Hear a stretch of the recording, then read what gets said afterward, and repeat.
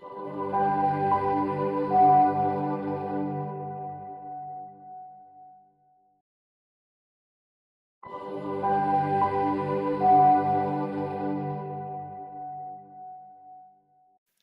దగ్గర ప్రసన్న గారు ఉండేది.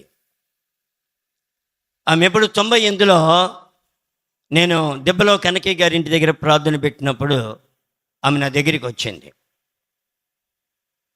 98లో స్టార్టింగ్ విశ్వాసి. ఆమె వాక్యం విన్నది. ఆ దినాన మన దగ్గర ఎవరు లేరు, విశ్వాసులు లేరు, ఎవరు లేరు.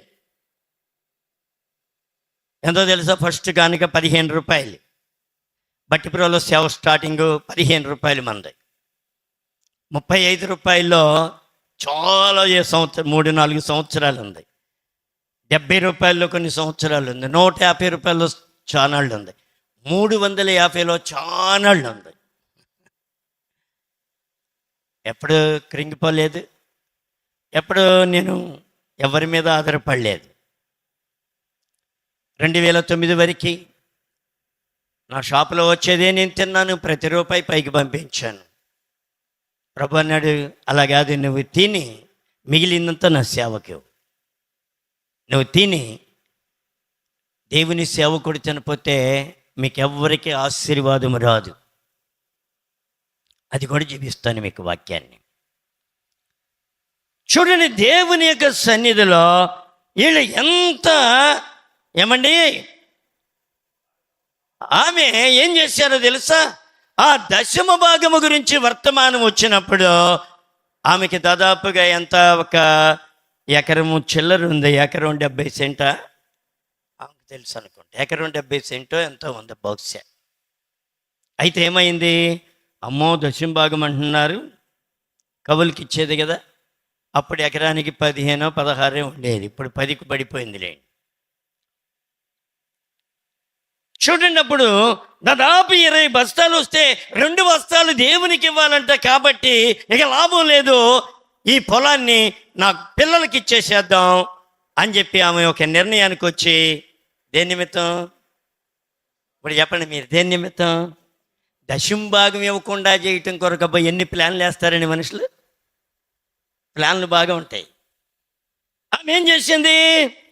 ఈ పొలాన్ని వాళ్ళ పిల్లలకి ఇచ్చేసి ఏమంది, వరే నువ్వు ఒక 500, నువ్వు ఒక 500 ప్రతి నెల ఇవ్వండి, పొలం మీరు తీసేసుకోండి అంది.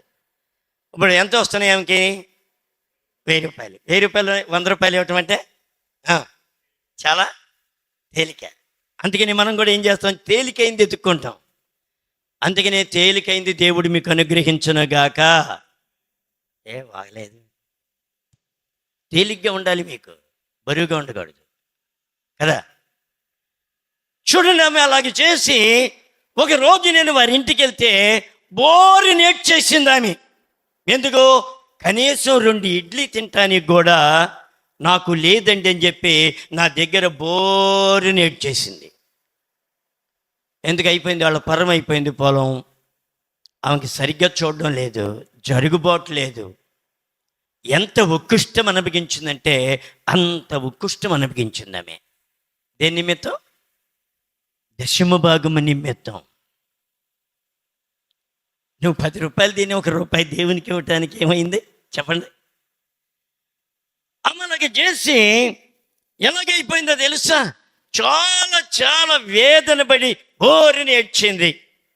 నా దగ్గర ఏమీ లేదయ్యా, ఇలాగే దేవుని మందిరం కట్టేటప్పుడు కానీ, దేవుని కార్యాలు జరిగేటప్పుడు కానీ నా దగ్గర ఏమీ లేదయ్యా, ఇంత ఎండు గ్లాస్ ఉంది నా దగ్గర, అది తీసుకోండి అని అంత ఎండు గ్లాస్ ఇచ్చింది.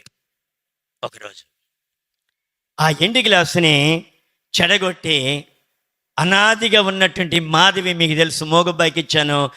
ఆ అమ్మాయికి ఇంకా డబ్బులు వేసి పట్టాలు చేయించాను నేను పెళ్ళికి. నేను వాడుకోలేదు.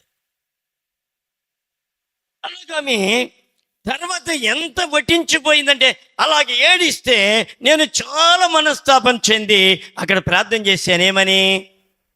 ఎంత ఉండేది, ఏది ఏంటది, ఏంటది? ఎనపెట్టి. అది ఎవడి వల్ల కాదు తీయటం. ఆ ఎనపెట్టిని చూస్తూ ప్రార్థన చేశాను, ప్రభా ఈ ఎనప పెట్టిని ఏం చేస్తావో నాకు తెలీదు, దీని తాళం చేతులు ప్రసన్న గారి చేతిలో ఉండును గాక. దీనిలో ఉన్న పత్రాలు ఏంటి, దీనిలో ఉన్న క్యాష్ ఏంటి, దీనిలో ఏముందో ఆమెకు వచ్చును గాక. నామండి దాంట్లో ఏముంటాయండి, చెత్త కాగితాలు తప్ప అంది. తర్వాత ఎంత దొరికినాయి అమ్మా? దాదాపు ఒక 70-80 వేలు దొరికినాయి. తాళం వచ్చేసింది ఆమెకి, పెట్టి వచ్చేసింది ఆమెకి. చూడండి ఎంత దేవుడు కృప చూపాడో చూడండి. ఆ తాళము పెట్టి అన్నీ వచ్చేసినాయి. తర్వాత మళ్ళీ ఆ పిల్లల మీద ఫైట్ చేసి ఆ పొలము తను తీసుకోవడానికి ఎంత కష్టపడిందంటే పోలీస్ స్టేషన్లకి ఏంటి SI దగ్గరికి కూడా వెళ్ళింది. అమ్మ అంతేనా నేను చెప్పేది అబద్ధమా? వెళ్ళి పోరాడి వసంతమ్మ గారిని తీసుకొని రేపల్ల చుట్టూ తిరిగి పోలీసులు స్టేషన్లో వాళ్ళ పిల్లల్ని పిలిపించి వాళ్ళతో గద్దించి ఆ పొలము మరలా ఆమె చేతికి వస్తే అప్పుడు అమ్మి దానిలో డబ్బులతోనే ఇన్వర్టర్ కొందాయి. ఆమెకు కూడా ప్రాణం ఒప్పలేదు. ఆ ఇన్వర్టర్ కొనక ముందు ఏం చేసింది, మిక్సీ ఒకటి అది ఒకటి. చాలామంది ఇంతేనమాట, పాస్టర్ గారు ఒకవేళ బాగుపడిపోతాడేమో డబ్బులు ఇస్తే, కాబట్టి నేను ఒక లైట్ కొంటాను, లేదా ఒక పువ్వు కొంటాను, ఒక బాటిల్ కొంటాను, పాస్టర్ గారికి ఒక జత బట్టలు కొంటాను. ఏంటి ముష్టి బతుకు? నో, అది నీ పని కాదు, నీ పని కాదు. అది దేవుని సేవకుడు చేయాలి. అది నువ్వు దశంభాగాన్ని పెట్టి నువ్వు ఆటాడటానికి వెళ్ళలేదు. చూడండి, దేవుని యొక్క సన్నిధిలో ఆమెలాగు చేసి ఏమండి, ఎవరో అడిగారు, మన మల్లేశ్వరం గారు ఎవరు అడిగారు, ఏంటి దశంభాగంది? తీయలేదమ్మా, నేను తీయలేదు. ఎందుకంటే ఆర్టీలో చేసినప్పుడల్లా కొద్ది కొద్దిగా ఇద్దాం, కొద్ది ఏంటి ఒకసారి ఇవ్వడానికి ప్రాణం అప్పక, మరి ఏమో కొద్దిగా ఇద్దాం అనుకుందంట. పొలం అమ్మింది. ఏమైపోయింది తెలుసా? అలాగే వేసింది. లోపు కరోనా వచ్చింది. ఆ పిల్లోడు అమ్మా నీకు వల్ల కాదని చెప్పాడు, మొత్తం రాయించేసుకున్నాడు. ఆయన పేరు పెట్టేసుకుని మొత్తం తీసుకుని వాడేసుకున్నాడు. అయిపోయింది. ఎక్కడ దొరికిస్తాడు దేవుడు నిన్ను? దేవునికి దొరికితే చాలా బాగుంటుంది, మనుషులు దొరికితే అంతే మన జీవితాలు.